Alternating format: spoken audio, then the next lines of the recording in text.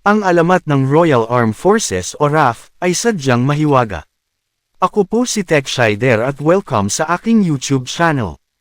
Sa video po na ito ay ibinahagi ang isang karanasan ng ating mahal na inang Reynang Helen. Ang pagpapatutoo ng isang matandang ale na ang Ligwasan Marsh ay isang kaharian ng mga engkantada.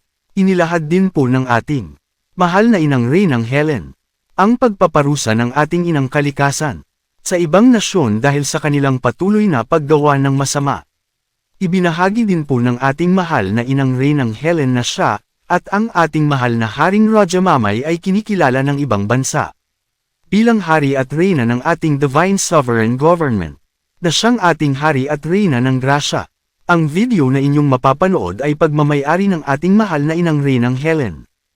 Ang original video ay inyo pong mapapanood sa kanilang official YouTube channel, na akin pong inilink sa may video description. All credit po sa ating beloved Princess Putria Meriam Al-Jam at sa ating Her Royal Majesty Queen Helen Abdurrahman. Magandang gabi po sa inyong lahat. Si Queen Helen Abdurrahman. Magandang balita, magandang pananaw. Maganda pa rin ang ating kalalagyan. Ako'y naniniwala na lahat ito ay paraan ng Diyos Ama para matimbang ang bawat isa. Ang timbangan ng mahal na ina ang siyang kinikilala sa espiritual na pamamaraan. Meron akong isang naging experience nung ako'y naglalakbay. Ako'y nakaupo, nag-aantay ng aking flight. May isang matanda ang lumapit. "Anak, taga saan ikaw?" Sabi ko, "Taga Mindanao po." "Saan sa Mindanao?" "Taga Takurong po ako." "Oh," sabi ng matanda, "malapit ka ba doon sa Maguindanao?" "Opo," sabi ko naman. "Alam mo," sabi niya, "maraming mahiwaga sa looban ng Maguindanao. Mag-ingat po kayo kasi yaan ay lugar ng engkantado." "Tama po, Lola," sabi ko ng ganon. Kasi siyempre natural. Lahat ito talagang hindi naman niya namalayan na ako'y taga roon. Subalit, may ningning ang kanyang mga mata. Ang pinakamaganda niyang sinabi, darating ang araw, makikilala ang ligwasan, ang pintuan na kung saan magmumula muli ang tawag ng kalikasan. Kalikasan ang siyang magbibigay ng hustisya sa mga bansang nag-abuso sa kanilang kalupaan, kabukiran at katubigan. Hindi kaya dumating na? Walang makakalusot sa hiwaga ng katarungan. Iyong pananalitang iyon ay nakaukit sa aking mga puso, isipan.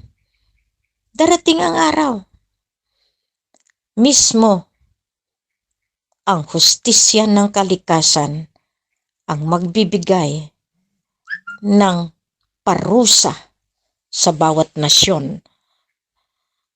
Talagang nangyayari na.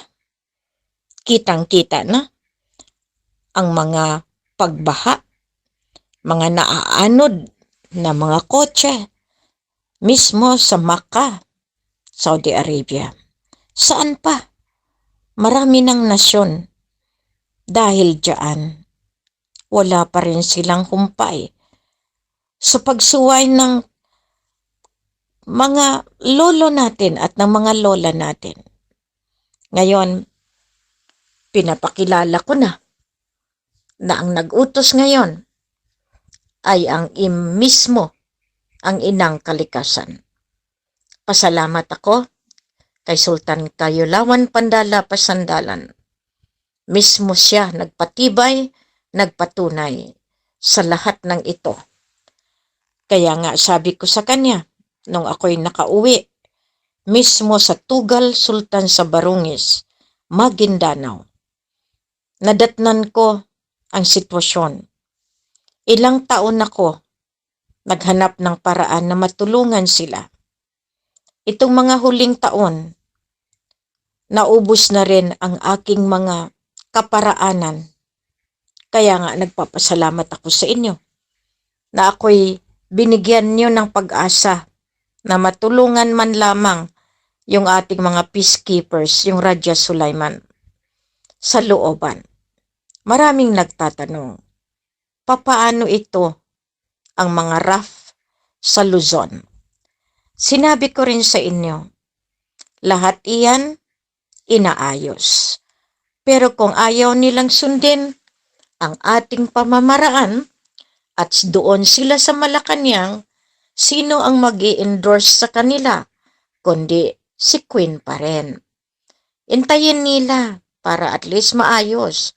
Pero sa ngayon nakikita na ng Malacanang at ako'y tinanong, sino nga ba ang may gawa ng RAF? Ibalik natin. Ang RAF po ay nasaan galing? Ibalik ko sa inyo at kayo ang huhusga dahil ang pagkaalam ko, lahat iyan may pinagmulan. Ang pinagmulan ng katotohanan, ang pinagmulan ng lahat ay ang Ligwasan Mars. Kung wala ang Ligwasan Mars, hindi napundar ang pamamalakad ng peace, defense, economic development, healthcare and learning program, and renewable energy. Kaya bumalik ako at itinanong ko, Sultan Kelly, sino nga ba ang may gawa? At iyan ang sinagot sa akin.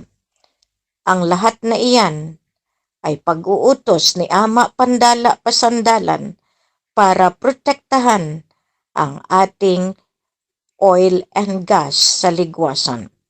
Pagdating sa ibang bayan, meron tayong batas at iyan ang batas ng soberenya na nakaukit at napahiram sa looban ng pusod ng Malacanang.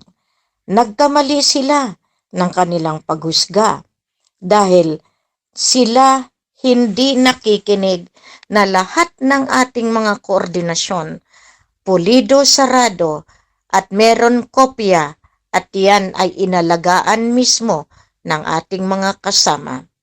Kumuha ako ng kopya ngayon at nakita ko na nandoon pa rin ang pagbigay ng galang sa pusod ng kaharian ng Malacanang.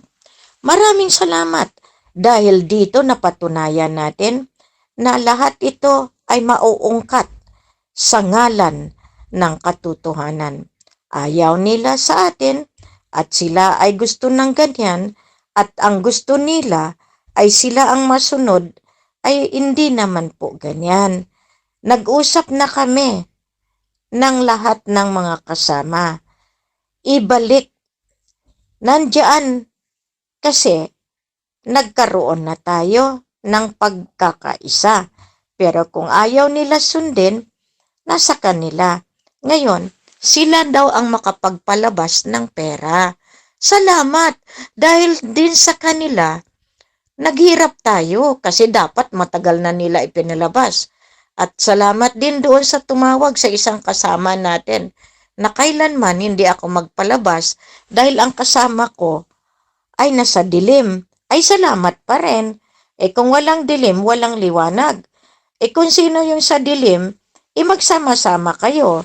Kung sino yung sa liwanag, magsama-sama kayo. Kasi ang dilim at liwanag, yan ang substantial na ebidensya na merong pamamalakad ang soberenya. Yan ang hindi ninyo namataan. Kasi ang Diyos merong kaparaanan. Kaya nga, minsan masakit lang kasi akala natin kalaban. Yun pala, yun pa ang magsasalba. Yung mga inaakusahan na nakaramdam ng inakusahan, titingnan niyo mabuti kung kayo nga ba yan. Kasi minsan, nasasaktan ng isang tao kapag merong alam na hindi naman sinabi ang katotohanan. Kaya diyan, malaman natin na kung kayo'y pagod na sa akin, mas pagod na rin si Queen. Ito, nakahiga, pero nagsalita dahil narinig ko rin yung mga pananalita. Dapat lang. Kasi, sabi nga ng iba, hindi dapat ganyanin si Queen. Huwag kayong maawa sa akin. Maawa kayo doon sa mga taong hindi marunong umiintindi at magbigay ng respeto doon sa nagbigay sa kanila ng kaparaanan na umangat din ang kanilang estado. Yan din ang hindi nila namalayan na sa akin, pasalamat pa rin ako dahil hindi man ako ang magbibigay sa kanila ng kaparaanan na kung bakit sila ay huhusgahan. Husgahan nila ako. Ngayon, tawag natin dito. Anong karapatan nila? Dahil nilalakad nila kay BBM? Kilala ba nila kung sino si BBM? Kilala ba nila kung sinong dapat nilang lapitan? Kung lumapit na sila, bakit tumatawag sa akin? Yun ang importante ninyong tingnan. Hindi nyo kilala si Queen, kilalanin nyo muna bago kayo humusga. Para at least hindi masyado mabigat pag yung panahon na bumwelta ang batas ng soberenya. Kasi hindi nyo kinikilala. Ipasalamat ako, kumikilala mismo ang gobyerno ngayon ng bawat countries ng buong mundo na mayroong soberenya ang Diyos Ama sa lupa. Yan. Kasi nga, kayo ang mas mataas at kami ay inyong tiningnan lamang na basura. Maraming salamat po. Kasi kayo ang kilala, kami hindi kinikilala. Paano yan ngayon? Yun pala, ang hinahanap at ang kinikilala ay iisa. Si Maria. Maraming Maria na naging bulahaw, nagiging paraan para matuntun kung sino yung masasamang gumagawa para sila ang makinabang sa grasya. Paano iyan? Ang hari at reyna ng grasya ay sinarado na ang para sa inyo at ang para sa amin ay binuksan na. Maraming salamat. Masalam. Maraming salamat po sa inyong pagsubaybay. Maraming salamat po sa inyong pagmamahal at pagsuporta sa ating mahal na Haring Roger Mamay. At sa mahal na inang Reynang Helen Abdurrahman Elizabeth III. Please like the video to support, at inyong i-share sa inyong social media communities.